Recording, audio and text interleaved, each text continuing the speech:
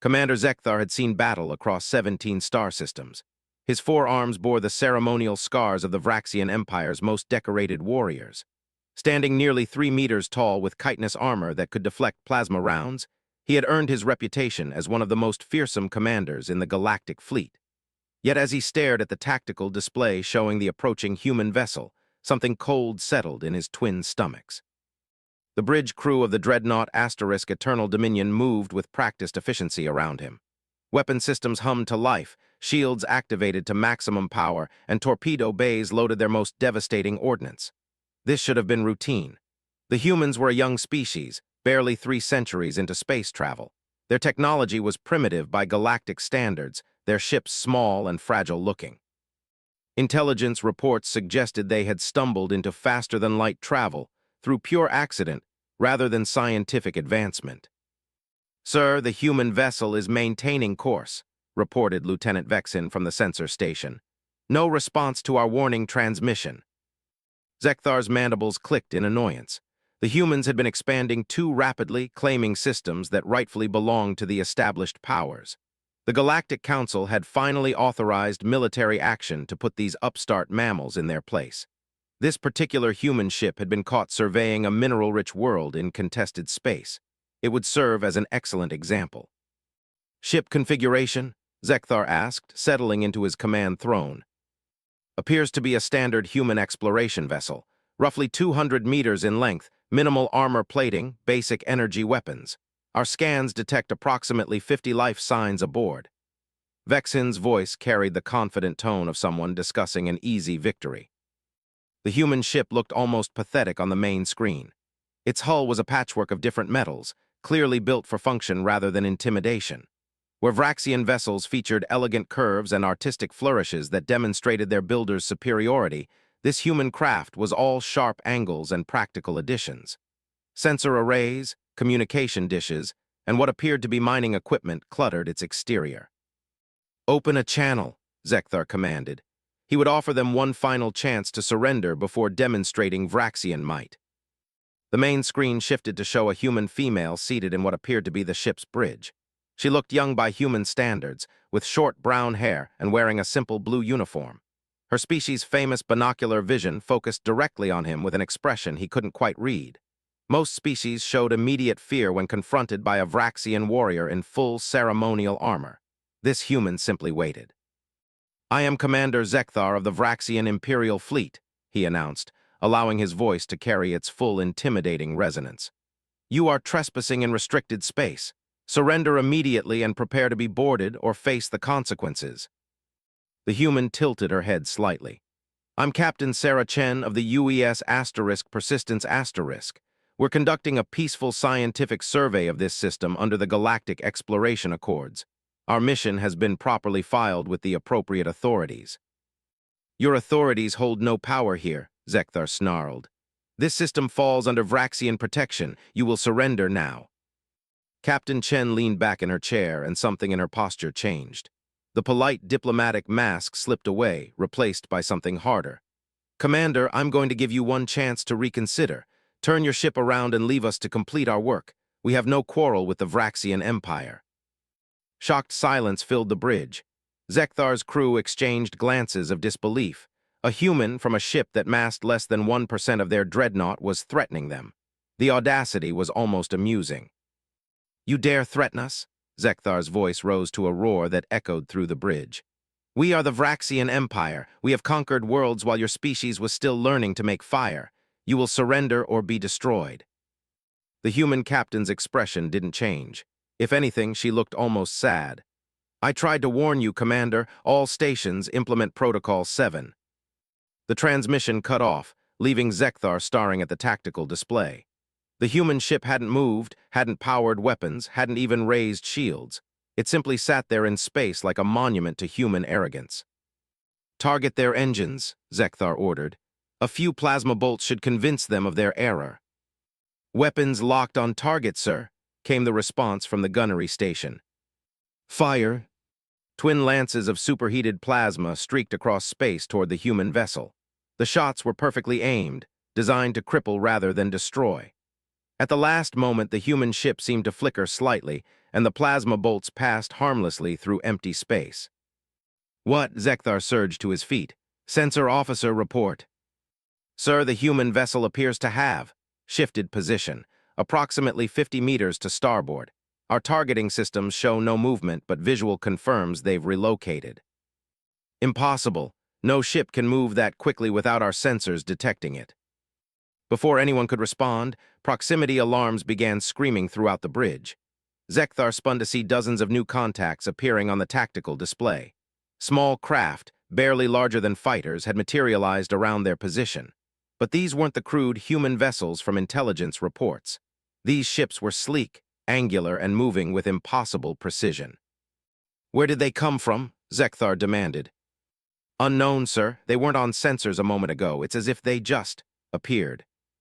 The human captain's voice filled the bridge again, though no communication channel showed as open. "Commander Zekthar, you've just made the biggest mistake of your military career. My ship isn't an exploration vessel. It's bait." Understanding hit Zekthar like a physical blow. The mining equipment he'd noticed on the human ship's hull wasn't for extracting minerals from asteroids. Those were weapon systems he'd never seen before. The patchwork appearance wasn't poor construction, it was deliberate camouflage. And those small craft surrounding them moved with the coordination of a species that had been fighting in space far longer than 3 centuries.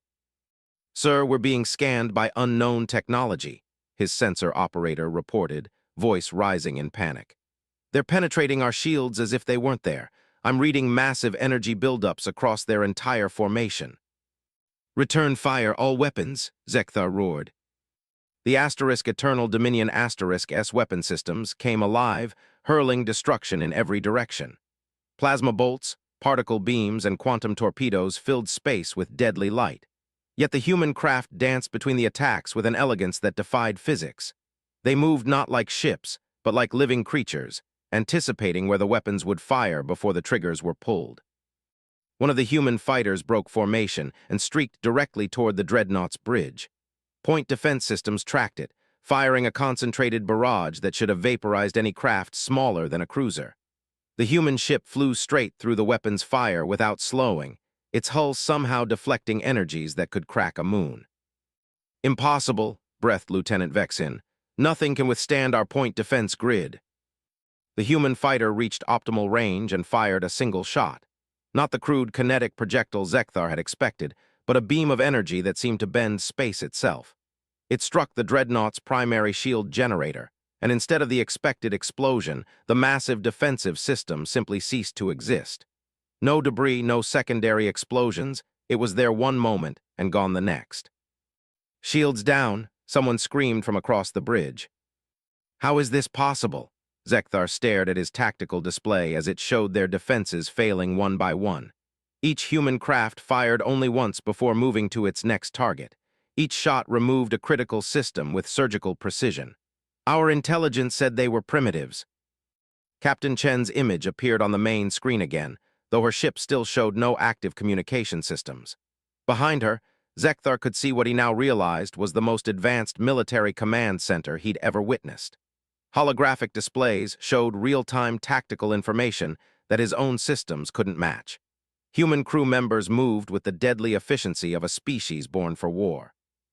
"Your intelligence was exactly what we wanted you to see," Chen said calmly. "Humanity learned long ago that the greatest advantage in any conflict is being underestimated. We've been watching the galactic powers for decades, learning from your conflicts, studying your weaknesses. Did you really think we'd venture into space without being prepared for what we'd find?" Another human fighter disabled the Dreadnought's primary weapons array with a single precise shot. Then another removed their communication systems. One by one, the mighty Vraxian warship was being systematically dismantled by craft it could have crushed with its mass alone. "This is impossible," Zekthar repeated, though his voice had lost its earlier confidence. "Our ship masses over 8 million tons. Your fighters are insects compared to us." "Size means nothing if you can't hit your target," Chen replied. "And your weapons can't damage what they can't properly perceive. Humanity spent our first 2 centuries in space not just exploring but preparing. Every conflict we observed taught us something new. Every technology we encountered was studied, improved upon, and integrated into our capabilities." The tactical display showed the truth Zekthar didn't want to accept. His mighty dreadnought, pride of the Vraxian fleet, was now completely helpless. Engines offline, weapons disabled, shields down, communications severed. Yet the human craft continued their elegant dance around his ship, demonstrating a level of space combat artistry that spoke of generations of refinement. "What do you want?" Zekthar asked, his voice barely above a whisper. "For you to return to your empire," Chen said, "and deliver a message. Humanity isn't interested in conquest or domination. We simply want to be left alone to explore and learn. But if any galactic power decides to test our resolve again, they'll discover that we've learned from every mistake our enemies ever made." The human fighters began to withdraw, their mission apparently complete. As they prepared to leave, Captain Chen leaned forward in her chair, and for the first time, Zekthar saw something that made his blood run cold. It wasn't anger in her eyes, or hatred, or even satisfaction at their victory. It was pity. She looked at him the way a warrior looks at a child playing with wooden swords. "Commander," she said softly, "you've spent your career fighting species that evolved on single worlds, that learned warfare from ground-based conflicts adapted to space. Humanity is different. We're the descendants of survivors who spent millennia perfecting the art of killing each other in every environment our world could provide. When we finally reached the stars, we didn't abandon those lessons, we enhanced them." The transmission ended, and the human ships vanished as suddenly as they had appeared. The persistence remained for a moment longer, its true nature now terrifyingly apparent. What Zekthar had mistaken for primitive construction was actually the most advanced military technology he'd ever encountered, disguised to look harmless until the moment it struck. Then they too were gone, leaving the crippled Vraxian dreadnought alone in the empty system.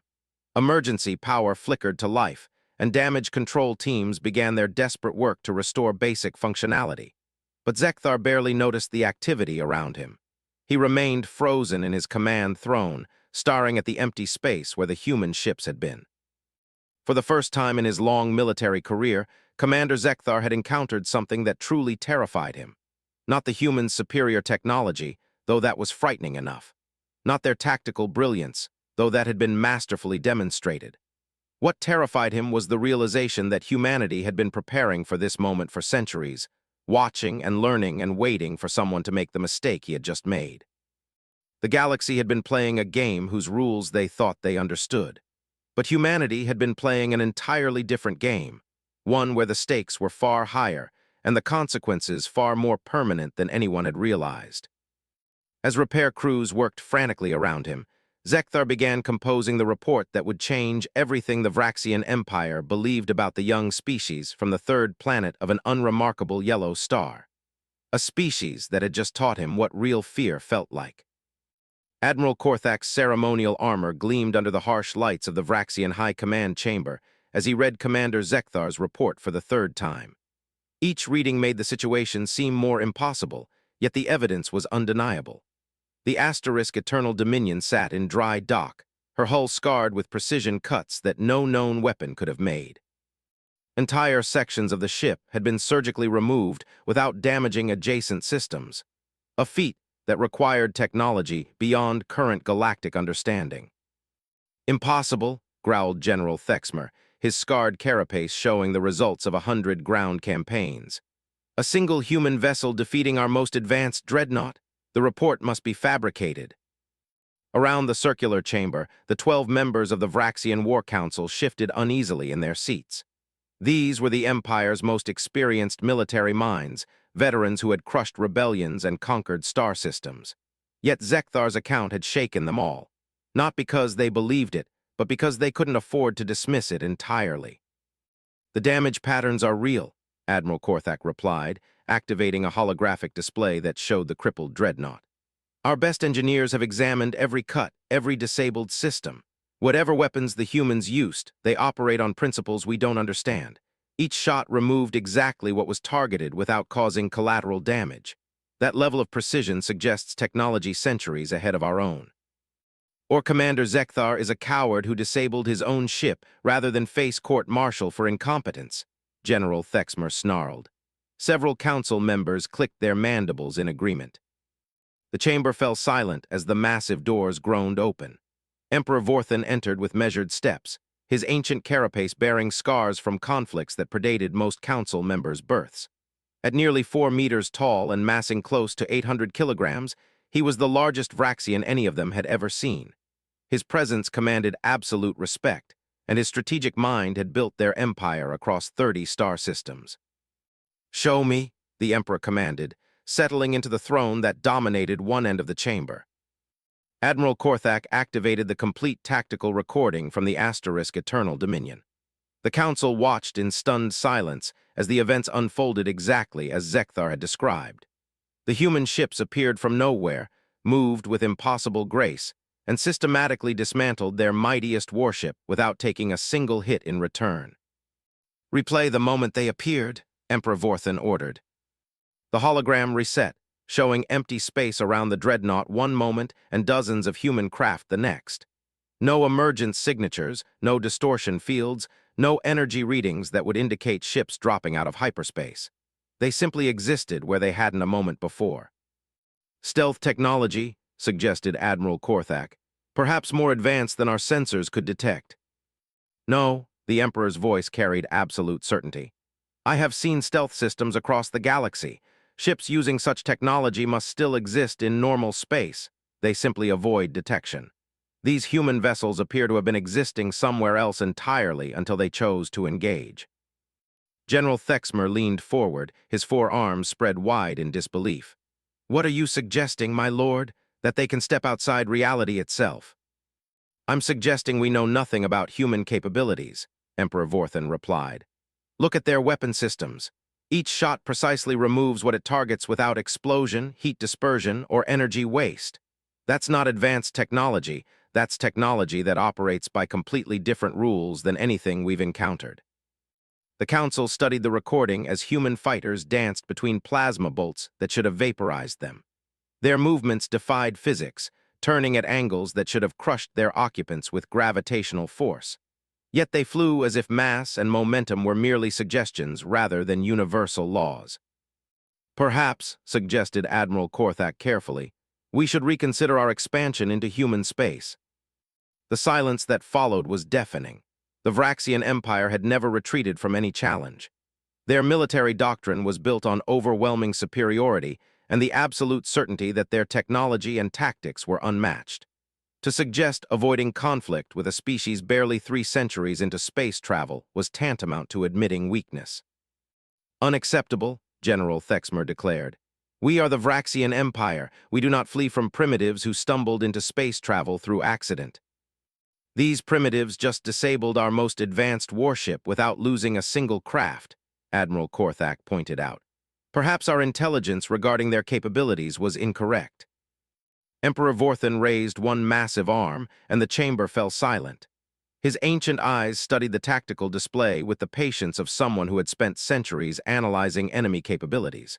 When he finally spoke, his words carried the weight of absolute authority. "Summon the Intelligence Council. I want every piece of data we have on humanity reviewed and analyzed. Not just recent observations, but everything since they achieved faster-than-light travel. Look for patterns we might have missed, capabilities we might have dismissed as impossible." "My lord," General Thexmer protested, "surely you don't believe this single encounter represents their true military capability. It could have been an experimental vessel, or perhaps they received technology from another species." "General, in my 4 centuries of life, I have learned to recognize when an enemy reveals capabilities they have been deliberately hiding. The human captain didn't seem surprised by her ship's performance. She expected it. More importantly, she offered us a chance to retreat before demonstrating her superiority. That speaks of confidence born from extensive preparation." The Emperor activated additional holographic displays, showing intelligence reports from across human space.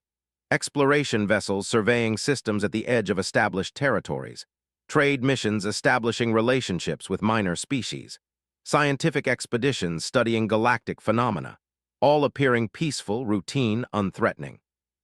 "Look more carefully," Emperor Vorthan commanded. "Every human ship we've observed carries what our analysts dismissed as primitive mining equipment. What if that equipment serves a dual purpose? Every exploration mission ventures into systems that happen to contain rare materials useful for advanced military applications. Every trade agreement includes seemingly insignificant clauses about information sharing. Admiral Korthak began to understand. You think they've been conducting intelligence gathering under the guise of peaceful exploration. I think they've been preparing for war from the moment they achieved spaceflight, the Emperor replied. Consider their history.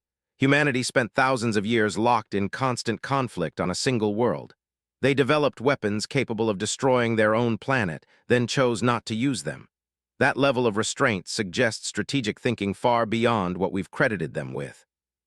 The council members exchanged uneasy glances. The implications were staggering. If humanity had been secretly preparing for galactic conflict while maintaining a facade of peaceful exploration, their actual military capabilities could be beyond current understanding. "What do you recommend, my lord?" Admiral Korthak asked. "I recommend extreme caution. Cancel all planned operations in human space.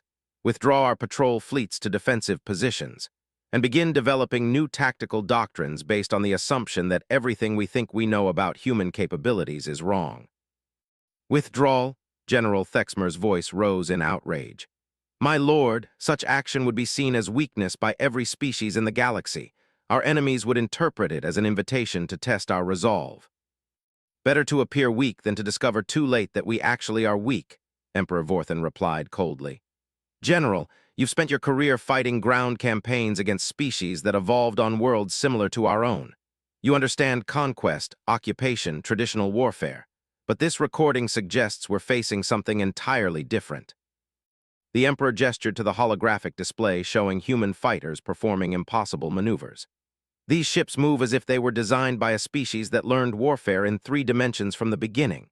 Not ground-based tactics adapted to space, but combat doctrines developed specifically for vacuum environments. How long do you think it would take a species to develop such capabilities if they focused solely on space warfare from their first day among the stars?" 3 centuries, Admiral Korthak said quietly. "Exactly how long humanity has been in space. And they spent those 3 centuries watching every galactic conflict, studying every tactical doctrine, analyzing every weapon system used by every major power.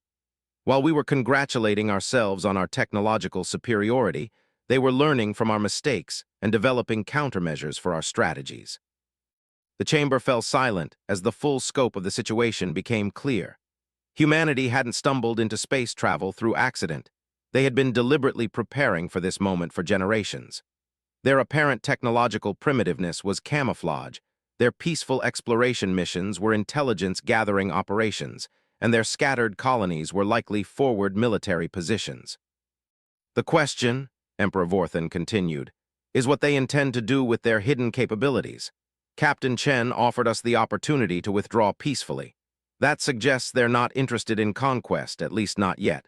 But it also demonstrates confidence that they could achieve conquest if they chose to pursue it." "What if we're wrong?" General Thexmer asked, his earlier certainty now replaced with doubt. "What if this was truly an isolated incident, and we're allowing fear to drive us to unnecessary retreat?" Emperor Vorthan fixed the general with a stare that had intimidated enemies across 3 star systems. "Then we live with the embarrassment of being overly cautious. But if we're right, and we proceed with standard expansion protocols, we could be facing the destruction of our empire by a species we underestimated." The Emperor stood, his massive form dominating the chamber. "I have decided. All offensive operations in human space are suspended immediately. Our fleets will establish defensive positions at a safe distance from human territories. Intelligence operations will be expanded to determine the true scope of their capabilities. And we will pray to whatever gods still listen that we haven't already provoked a war we cannot win." As the council members filed out to implement their emperor's commands, Admiral Korthak remained behind. The chamber felt smaller somehow, the weight of their new reality pressing down on everything. "My lord," he said carefully, "there's something else we should consider. If humanity has been secretly preparing for war, what does that suggest about their long-term intentions? Species don't develop such capabilities unless they plan to use them eventually." Emperor Vorthan nodded slowly. "That, Admiral, is what truly terrifies me. We may have just encountered a species that has been planning galactic conquest since their first day in space. And if that's true, every other major power in the galaxy is as blind to the threat as we were."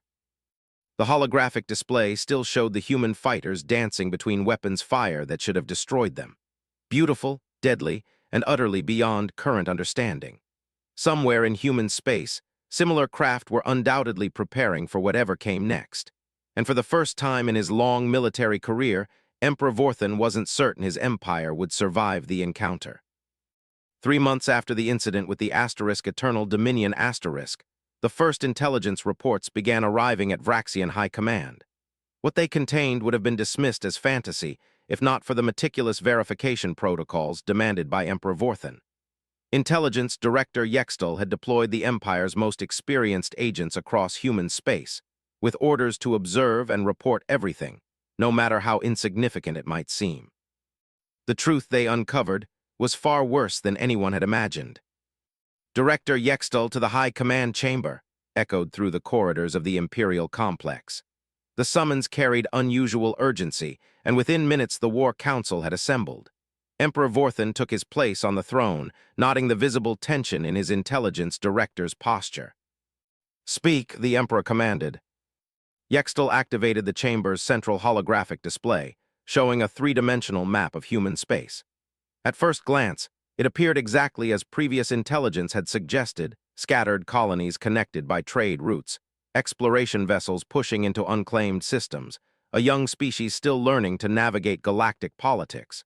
But as the display zoomed in on individual systems, disturbing details became apparent. "My lord, we need to reconsider everything we thought we knew about humanity," Yextal began. "What we interpreted as primitive expansion is actually the most sophisticated military deployment in galactic history." The hologram focused on a system designated as a human mining colony. Standard orbital platforms surrounded a resource-rich asteroid field, with cargo ships moving regularly between the extraction sites and processing facilities. It looked completely normal until Yextal highlighted specific structural elements. "These mining platforms aren't just extracting standard materials," she explained. "Our deep scan analysis reveals they're producing refined metals and exotic matter in quantities far exceeding the needs of a simple colony. More importantly, the refining processes are designed to create materials perfect for advanced military applications." Admiral Korthak leaned forward, studying the display. "You're suggesting their mining operations are actually weapons manufacturing?" "Not weapons, sir. Something more sophisticated. They're producing the raw materials needed to construct fleets of vessels like the ones that disabled the Eternal Dominion. But the manufacturing isn't happening in these systems. The materials are being shipped elsewhere." The display shifted to show shipping routes throughout human space.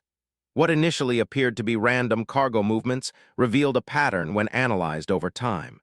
Materials from dozens of systems were being consolidated at specific points, then disappearing entirely from tracking systems.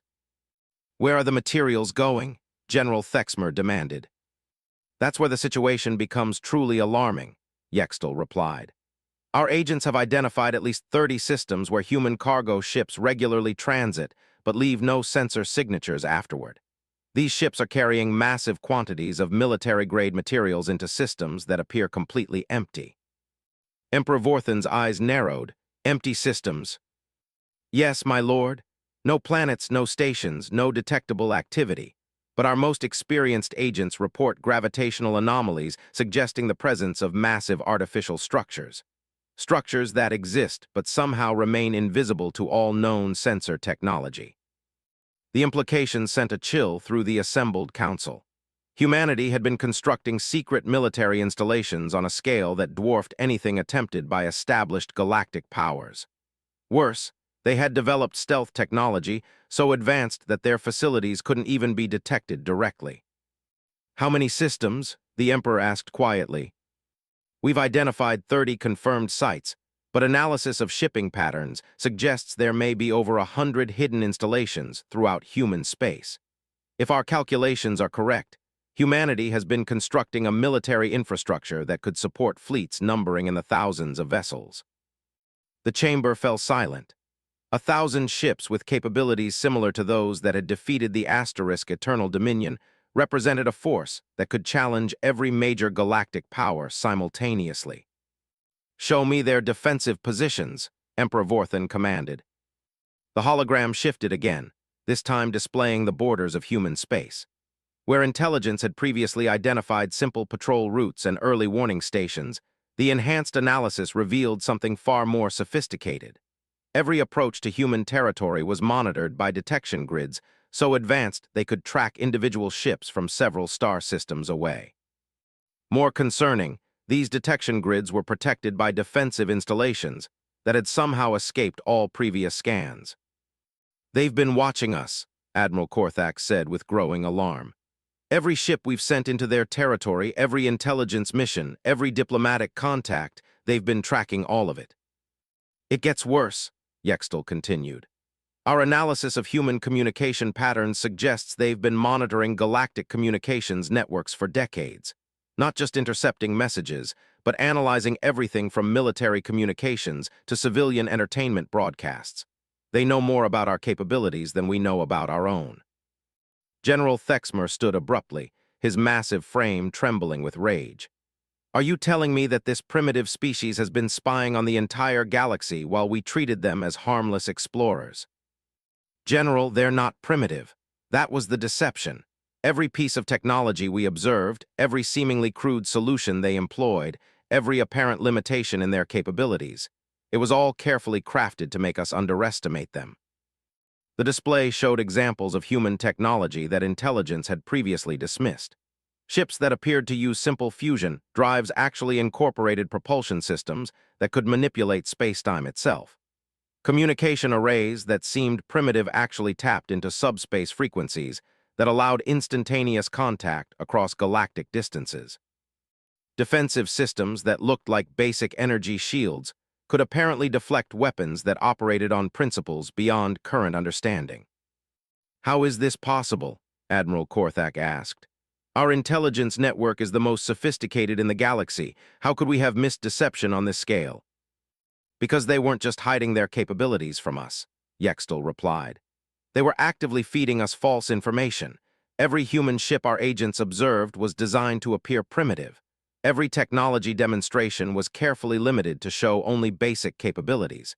Even their diplomatic communications were crafted to reinforce our assumptions about their limitations." Emperor Vorthan studied the evidence with the patience of someone who had survived by never making assumptions about enemy capabilities. The scope of human deception was staggering, but what truly alarmed him was the strategic thinking it represented. This wasn't the work of a species that had stumbled into space travel. It was the careful execution of a plan that had been developing for generations. "What do we know about their actual military strength?" he asked. "Based on material production and shipping patterns, we estimate they've constructed at least 10,000 vessels with capabilities similar to or exceeding those that defeated the Asterisk Eternal Dominion. Their hidden installations could support a fleet of over 50,000 ships if fully activated, and their manufacturing capacity suggests they could double those numbers within a single year if they chose to do so." The numbers were incomprehensible. The combined fleets of all galactic powers numbered fewer than 30,000 ships. Humanity had secretly built a military force that could overwhelm the rest of the galaxy combined. "Deployment patterns?" General Thexmer asked, his earlier anger replaced by professional concern. "This is perhaps the most disturbing aspect," Yextel replied. "Their fleets aren't concentrated in defensive positions around human space. Instead, they're distributed throughout the galaxy in hidden locations that would allow them to strike any major population center simultaneously. If they chose to launch an offensive, every capital world could be under attack within hours." The holographic display showed the likely positions of human forces based on shipping patterns and gravitational anomalies.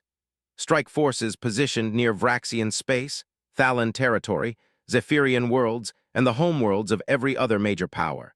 It was a deployment designed not for defense, but for total galactic conquest. "They've been preparing to conquer the galaxy," Admiral Korthak said in a voice barely above a whisper. "But they haven't," Emperor Vorthan observed.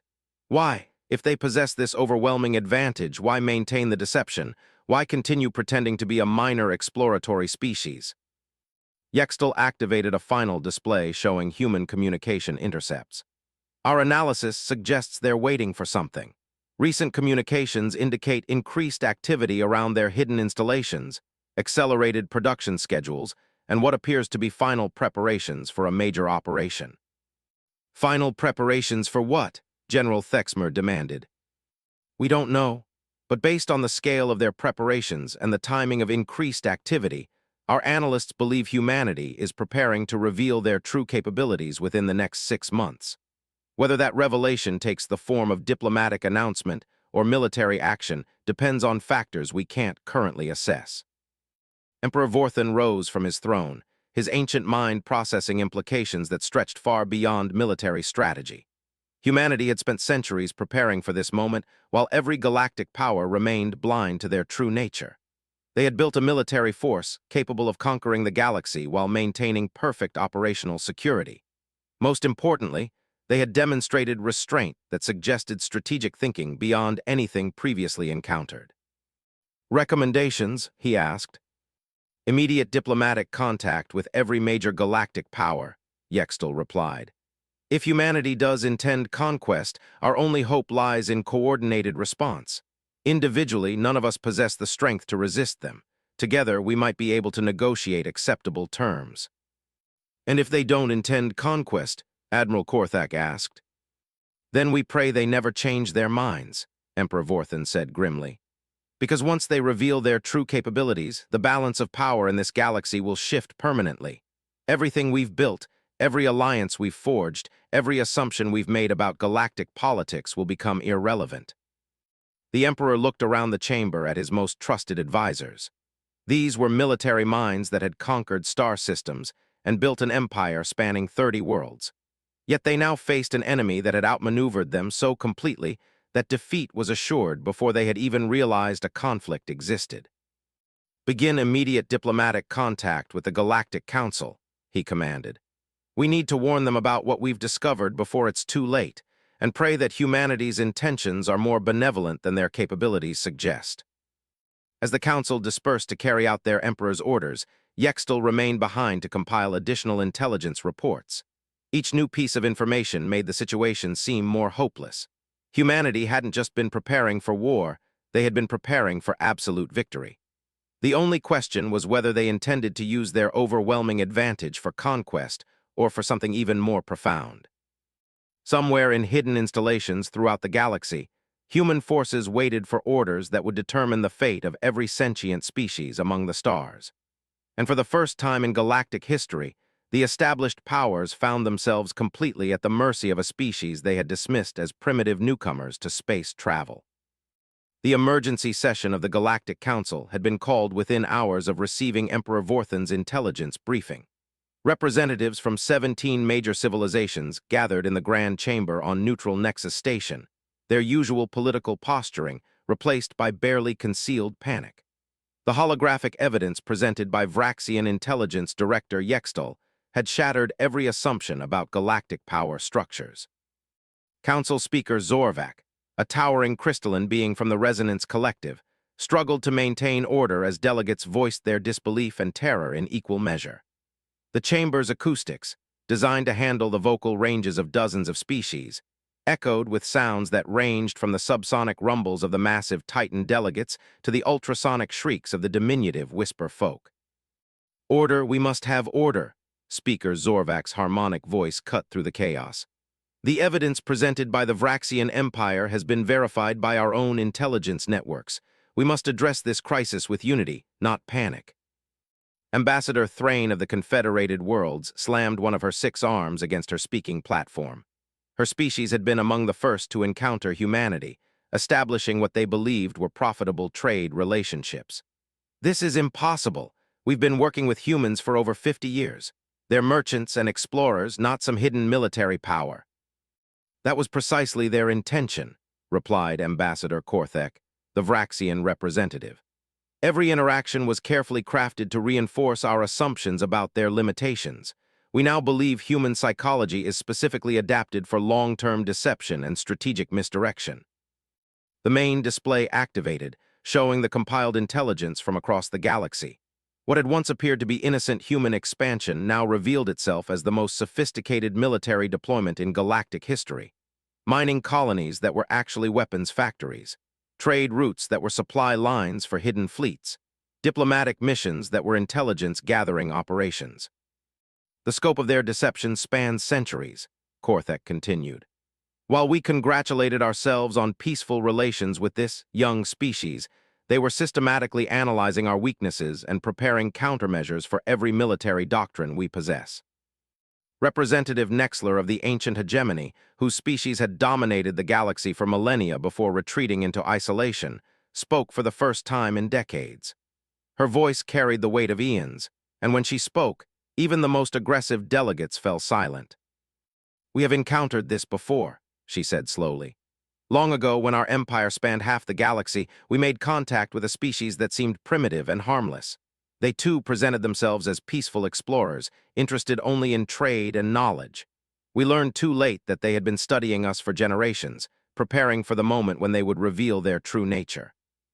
"What happened to them?" Speaker Zorvek asked. "They conquered us," Nexler replied simply. "Not through force, but through preparation so complete that resistance became pointless.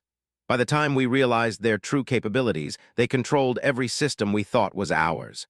We were allowed to retreat to our current territories only because they chose to show mercy." The implications sent a chill through the assembled delegates. If the ancient hegemony, with technology refined over millions of years, could be outmaneuvered by a deceptive species, what hope did the current galactic powers have against humanity? "You believe humans intend conquest?" asked Ambassador Vexen of the Trading Consortium. Her species controlled much of the galaxy's commerce, and the economic implications of human deception had already begun affecting market stability. "We believe humans intend to reshape galactic civilization according to their preferences," Korthek replied. "Whether that reshaping involves conquest, absorption, or something entirely different remains unclear. What is certain is that they possess the capability to impose their will on the rest of us."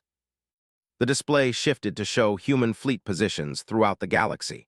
The distributed deployment pattern was unlike anything in galactic military history. Instead of concentrating forces for territorial defense, humanity had positioned strike groups within hours of every major population center. "This deployment suggests they're prepared for simultaneous action across the entire galaxy," observed General Threx of the warrior caste. His species had perfected military strategy over thousands of years, and he recognized the tactical implications immediately. If they activate these forces, every major world could be under occupation within a single day.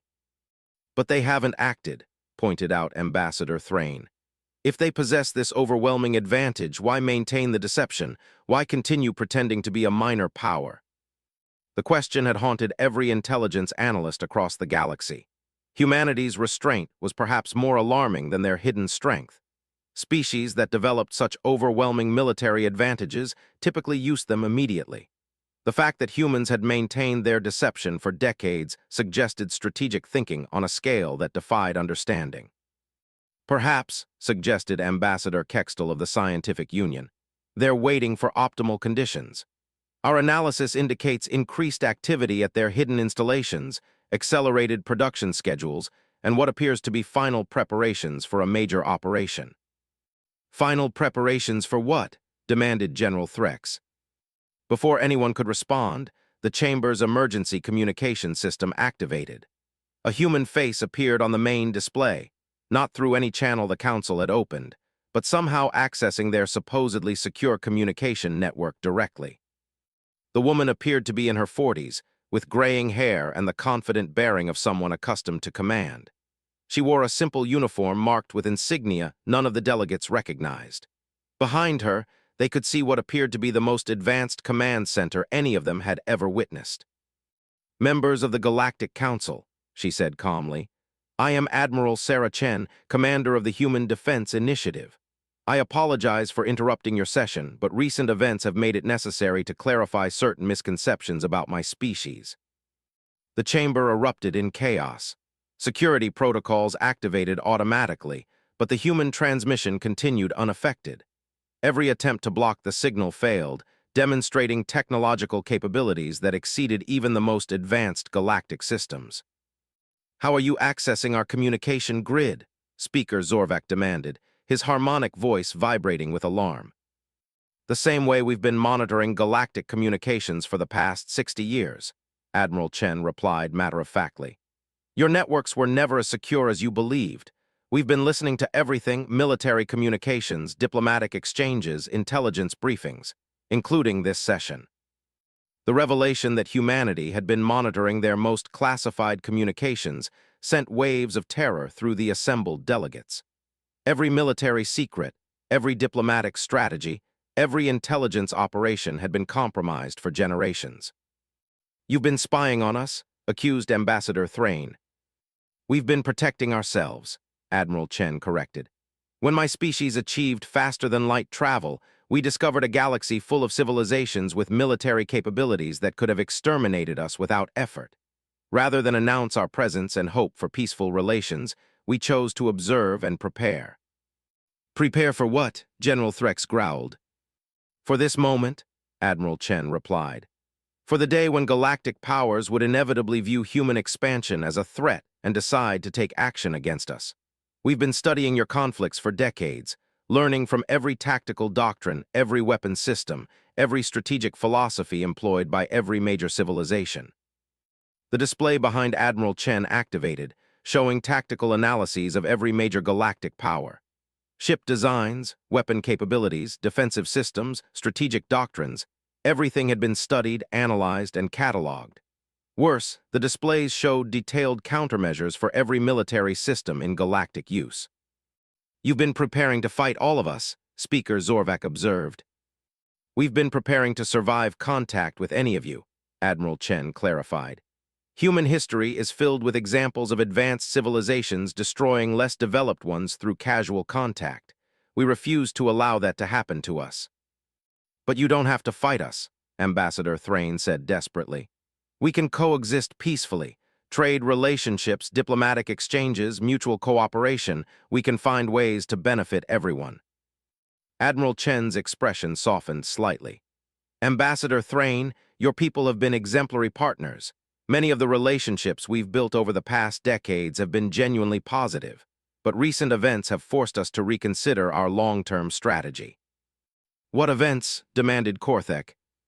3 months ago, a Vraxian dreadnought attacked one of our survey vessels without provocation," Admiral Chen replied.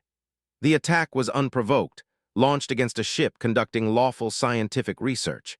It demonstrated that despite our efforts to maintain peaceful relations, some galactic powers view humanity as a threat to be eliminated." "That was a mistake," Korthek protested. "Commander Zekthar exceeded his authority. The attack was not sanctioned by our government." "Perhaps not," Admiral Chen acknowledged, "but it demonstrated the vulnerability of our current strategy. As long as humanity appears weak, there will always be those who choose to test that weakness. The only way to ensure our survival is to make it clear that attacking human interests carries unacceptable consequences." The implication was terrifying. Humanity was preparing to abandon their deception and reveal their true capabilities. Once that happened, the balance of power in the galaxy would shift permanently. "What do you intend?" asked Representative Nexler, her ancient voice carrying the weight of species that had witnessed the rise and fall of galactic empires. "We intend to survive," Admiral Chen replied. "Everything else is negotiable. In 72 hours, humanity will reveal our actual capabilities to the galaxy. Every hidden installation will become visible, every concealed ship will take its position, every advanced technology will be demonstrated openly. The age of deception is ending."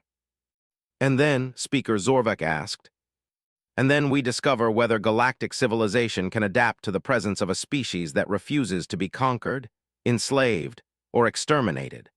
We hope for peaceful coexistence based on mutual respect rather than assumed superiority." The transmission ended, leaving the chamber in stunned silence. In 3 days, everything they thought they knew about galactic politics would become obsolete. Humanity was preparing to step out of the shadows and reveal themselves as the dominant military power in the galaxy. The question was whether the established civilizations could accept their new reality, or whether they would choose a war they could not win against a species that had spent centuries preparing for exactly this moment. As delegates began frantically sending messages to their home governments, Speaker Zorvak realized that the galaxy was about to enter a new age. An age where humanity would no longer hide their strength behind carefully maintained weakness. and none of them knew whether that age would bring peace or conquest to the stars. The moment humanity ended their centuries of deception would forever be remembered as the day the galaxy learned what true power looked like. Across 17 star systems, representatives of major galactic civilizations gathered at monitoring stations, their most advanced sensor arrays trained on regions of space that had appeared empty for decades. Admiral Chen's 72-hour deadline had expired, and the universe held its breath for what was about to unfold.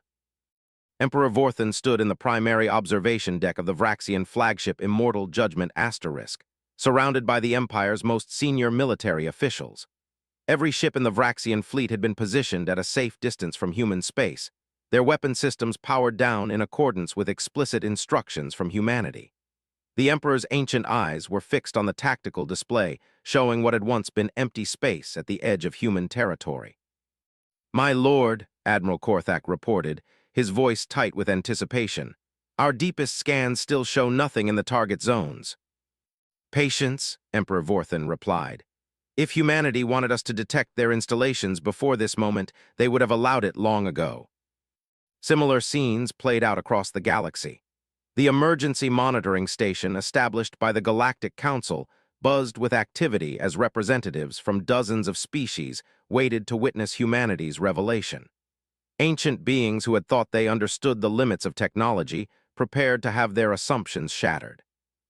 At exactly 14:00 Galactic Standard Time, reality began to change. It started as subtle distortions in space itself, barely detectable even by the most sophisticated sensors. Then, like flowers blooming in fast forward, massive structures began materializing in systems that had appeared empty moments before. They didn't emerge from hyperspace or drop stealth fields. They simply transitioned from non-existence to presence, as if stepping sideways into reality. The first installations to appear were defensive platforms surrounding the outer boundaries of human space. Structures the size of small moons, bristling with weapon systems that operated on principles beyond current galactic understanding. Their elegant designs spoke of technology refined over generations, built by a species that understood both form and function at levels that made traditional engineering seem primitive. "Impossible," breathed Admiral Korthak, staring at readings that his instruments could barely process. "Those platforms mass over 1 billion tons each. How do you hide something that massive?" "You don't hide it," Emperor Vorthan replied grimly. "You place it somewhere else entirely until you need it." Across the galaxy, similar revelations unfolded. In systems that every major power thought they controlled, human installations materialized with casual disregard for established territorial boundaries. Strike bases positioned within hours of every capital world, manufacturing complexes that dwarfed the largest galactic shipyards, research facilities whose purposes remained terrifyingly unclear. But it was the ships that truly demonstrated the scope of humanity's deception. They emerged from locations that shouldn't have been able to conceal anything larger than a fighter craft. Dreadnoughts that made the mightiest galactic warships look like toys. Carriers that launched squadrons of craft whose capabilities exceeded anything in existing military databases. Support vessels whose functions remained mysterious, but whose massive scale suggested logistical capabilities that could sustain warfare across the entire galaxy simultaneously. "Fleet count update," called Lieutenant Commander Yeksin from the sensor station aboard the Immortal Judgment Asterisk. "Current tally shows over 30,000 confirmed vessels, with more materializing every minute." "Size classifications?" Admiral Korthak asked, though his voice suggested he dreaded the answer. "Sir, their smallest combat vessels mass approximately equal to our heavy cruisers. Their largest—" Yeksin paused, rechecking her readings. "Sir, we're detecting structures that appear to be mobile battle stations. Each one masses approximately equal to our largest space stations, but they're clearly designed for combat operations." Emperor Vorthan studied the tactical display as it updated with each new contact. The deployment pattern was even more sophisticated than Intelligence Director Yextal had predicted. Humanity had positioned forces not just to strike any target in the galaxy, but to control every major hyperspace route, every critical resource system, every strategic position that mattered for galactic commerce and communication. They could cut off trade between any systems in the galaxy within hours, he observed. Economic warfare on a scale we never imagined possible. The revelation continued for 3 hours as human installations materialized throughout explored space. The scope was staggering, a military infrastructure that had been built in secret over generations, positioned to project power across the entire galactic disk. But perhaps more alarming than the scale was the technology. Human ships moved through space with a grace that defied physics. Their weapon systems operated on principles that existing military doctrine couldn't counter. Their defensive capabilities allowed them to ignore attacks that should have reduced any known vessel to cosmic debris. They had clearly been designed by a species that understood warfare in dimensions beyond what any galactic power had achieved. As the materialization process completed, Admiral Chen's image appeared on communication screens throughout the galaxy. She stood in what was clearly the command center of one of the massive battle stations, surrounded by holographic displays that showed real-time tactical information from across galactic space. "People of the galaxy," she began, her voice carrying to every world simultaneously through communication networks that humanity apparently controlled. "For the past 60 years, my species has maintained the fiction that we were a minor power, recent arrivals to galactic civilization who posed no threat to established order. That fiction ends today." Behind her, the tactical displays showed the true scope of human military power. Fleets positioned to strike any target, defensive networks that could prevent any attack, technological capabilities that rendered existing military doctrine obsolete. We chose deception not from malice, but from necessity. Human history taught us that first contact between civilizations of unequal power typically ends badly for the weaker party. Rather than risk extermination through honest disclosure of our capabilities, we chose to observe and prepare while maintaining the appearance of harmlessness. The displays shifted to show intelligence analyses of every major galactic power. Military capabilities, economic structures, political systems, social organizations. Everything had been studied and cataloged with thoroughness that exceeded their own intelligence networks. "We know your strengths and your weaknesses. We understand your technologies and your tactics. We have observed your conflicts and learned from your mistakes. Most importantly, we have developed countermeasures for every threat you might pose to human survival." Emperor Vorthan felt a chill that had nothing to do with temperature. Humanity hadn't just been hiding their military strength. They had been conducting the most comprehensive intelligence operation in galactic history. "However," Admiral Chen continued, "we have no interest in conquest or domination. Humanity seeks coexistence based on mutual respect and recognition of our right to exist as an independent species. We will not submit to galactic authority, accept limitations imposed by other powers, or allow our expansion to be restricted by civilizations that view us as threats." The implications were clear. Humanity was announcing their independence from galactic political structures while demonstrating the capability to enforce that independence against any possible opposition. Effective immediately, human space is sovereign territory. We will continue trade relationships with species that respect our autonomy, maintain diplomatic relations with governments that acknowledge our rights, and defend ourselves against any power that chooses to test our resolve. The transmission shifted to show scenes from human space as their hidden installations took their positions openly. Manufacturing complexes began producing ships and equipment at rates that exceeded galactic shipyard capacity. Research facilities revealed technologies that pushed the boundaries of scientific understanding. Military academies trained personnel using tactical doctrines refined through decades of studying galactic conflicts. To those powers contemplating military action, Admiral Chen's voice turned cold, "Consider carefully. We have spent generations preparing for any possible conflict. Our weapons are designed to counter your defenses. Our tactics are developed to exploit your weaknesses. Our strategies account for every possible response you might employ." The display showed human fleets conducting maneuvers that demonstrated capabilities beyond anything in galactic military experience. Ships that could phase through solid matter, weapons that could strike targets across multiple star systems simultaneously, defensive systems that operated in dimensions beyond normal space-time. "We offer partnership to those who seek it, and isolation to those who prefer it. But we will not tolerate attempts at conquest, subjugation, or extermination. Humanity has survived too much on our homeworld to fear anything the galaxy might present. The transmission ended, leaving the galaxy to contemplate its new reality. Humanity had stepped out of the shadows as the dominant military power among the stars, possessing capabilities that rendered traditional power structures obsolete. The age of established galactic empires was ending, replaced by something unprecedented in galactic history. Emperor Vorthan stood in silence as his staff processed the implications. The Vraxian Empire, built over centuries of conquest and expansion, suddenly found itself a minor player in galactic politics. Their most advanced technology appeared primitive compared to what humanity had revealed.